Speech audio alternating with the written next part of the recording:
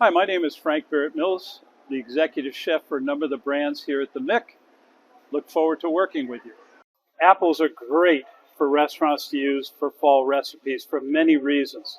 Let's talk first about the apple. It's available during the fall time. The harvest is there, so the prices are very good during the September, October, November period.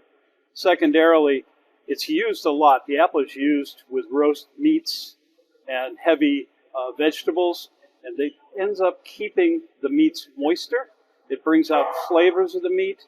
It will be beautiful in the cook, plus it adds a very interesting aroma and texture to any meat at all or any vegetable.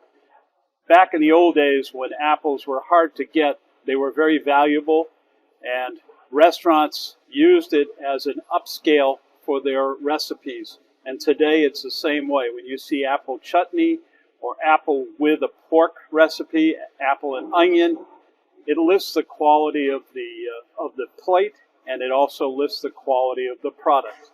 They're great to use many different ways. Apple teas are wonderful, apple brews are wonderful, and adding those, including apple cider, to cooks are unbelievable in flavor, retention of no shrink, and also the finishes. They beautifully brown up to give you a real beautiful plate presentation.